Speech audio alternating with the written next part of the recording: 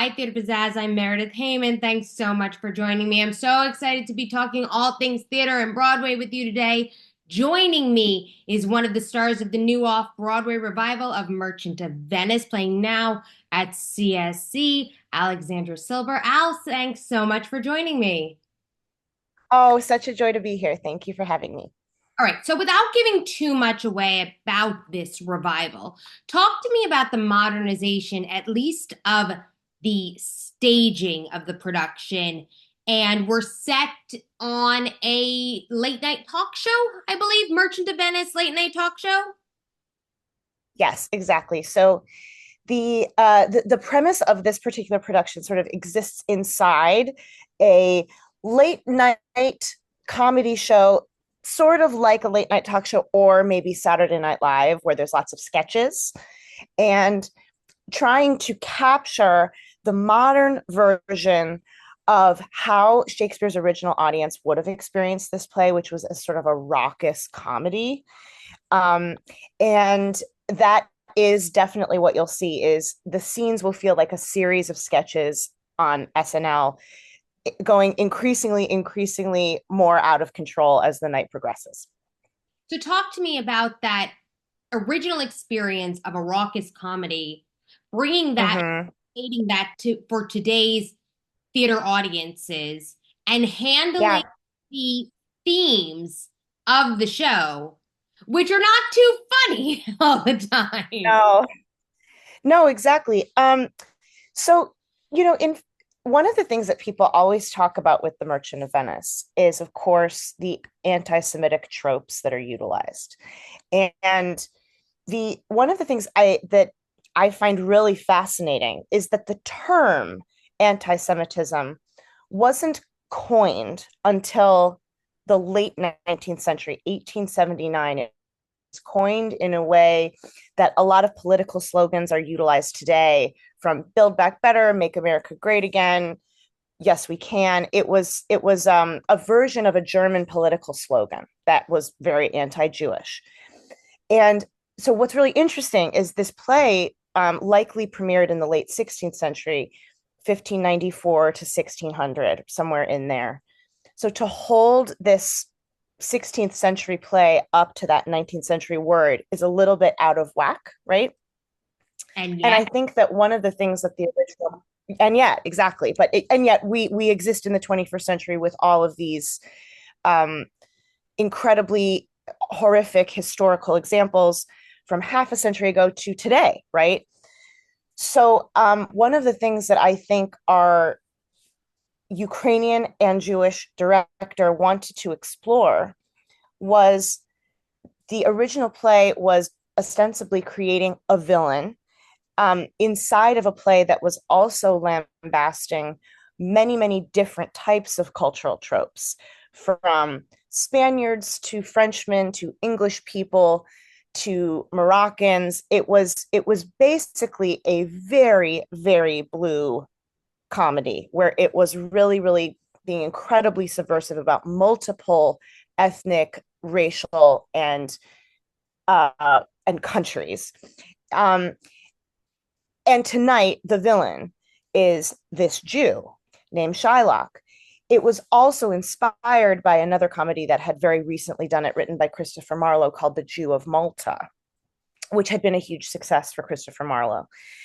So ostensibly, it is what I think Igor is trying to capture is, just in the way that we lambast all these other oppressed groups and all these other countries, nationalities, ethnicities, we're going to do the exact same thing with the character of the Jew and see how it goes. mhm. And ostensibly, without giving away too much of this twist ending, the actor playing Shylock in our production reaches a tipping point where there's a point of no return and he snaps inside the world of the 21st century. Mhm. And it's a very bold and interesting and incredibly brave take on what the play originally was and its intentions, and the realities of the Jew hatred that we're seeing all over the world and in our own backyard today.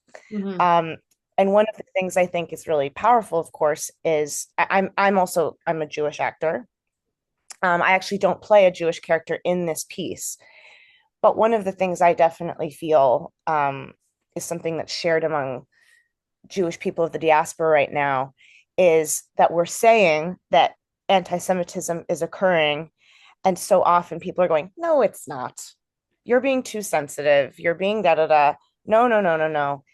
And I think this play is making a case for the fact that when anti-Semitism and its hatred and oppression put pressure on both individual Jews and Jews as a group, and yet they're also gaslit into being told that it's not happening. What does that do to the individual and to the group? So what does that mean for you handling not just those themes, but the realities that we're living through today? And you talk about our own backyard. We're playing in New York. Yeah, But this right. is certainly happening all over the world. Um, what does that mean for you? As you say, you're not playing a Jewish character, but you're a Jewish actor.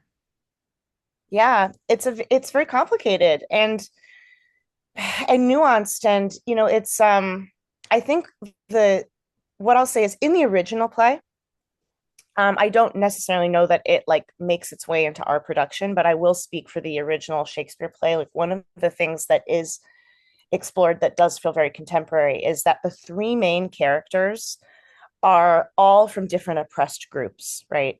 If you're not in Venice, which is in a lot of ways considered to be um, a very, very free and liberal society back in the day, not unlike New York today, Berlin during the Weimar Republic. Um, and yet, if you're not a heterosexual, cis, white Christian male, you are other. And so Portia is a woman in a man's world. Shylock is a Jew in a Christian world. And in the original text, there's a lot to put forward that Antonio, the titular merchant, is a gay man in a heterosexual world. And what I do think is interesting about that original play is it kind of proposes this question of who is more oppressed, Mm-hmm. which oppressed group will ultimately prevail, right?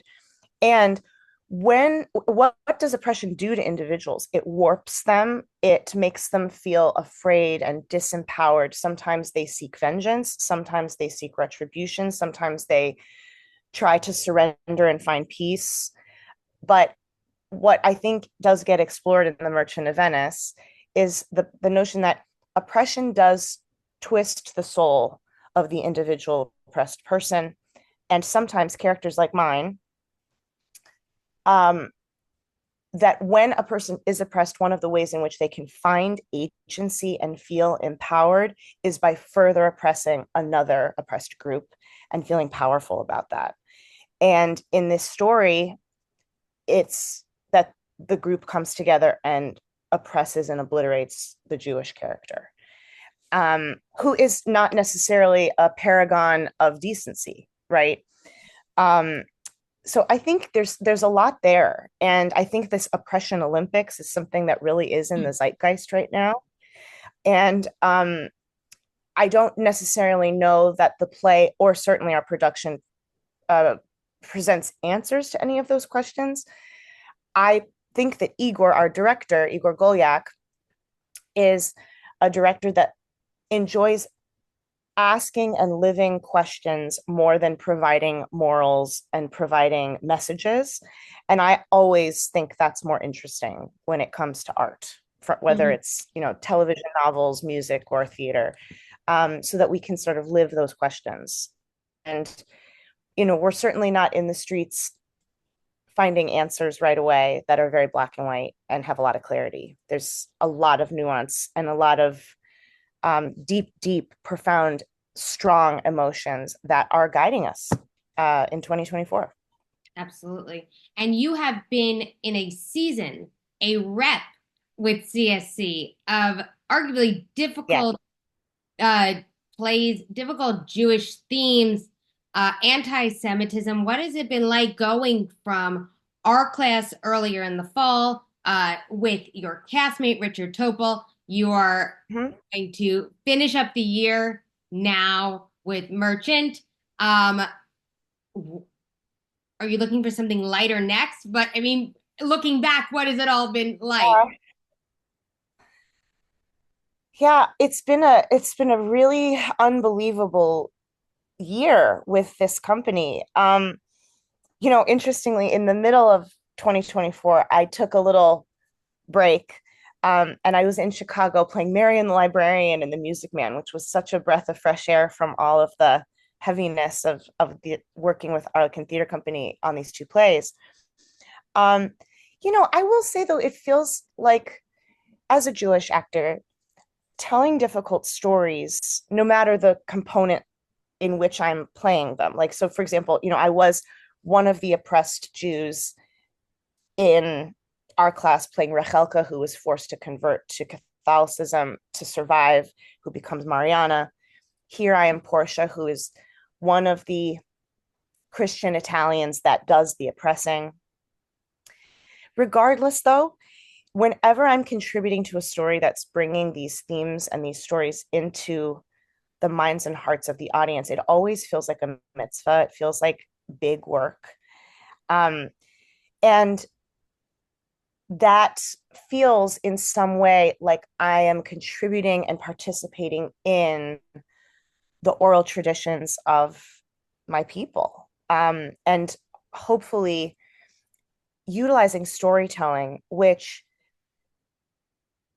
there's so much evidence that storytelling affects a different part of the mind, heart, and psyche. Storytelling has a very powerful way of being able to enter into people's psyches and really change their mind and perspective.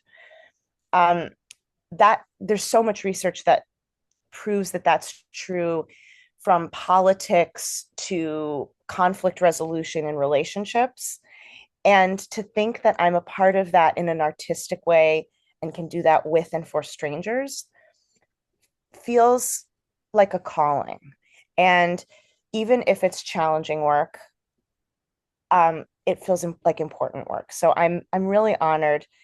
And I will also say it's been really amazing to be in relationship to the same group of actors for so long and to know them in different roles, to have built up incredible history and accumulated experiences, trust, having worked through conflicts, having um, you know, crossed the finish lines multiple times, solved problems, celebrated milestones. It's really quite amazing to be in what feels like a mini repertory company with this group of people, and that's been a really unique experience for me.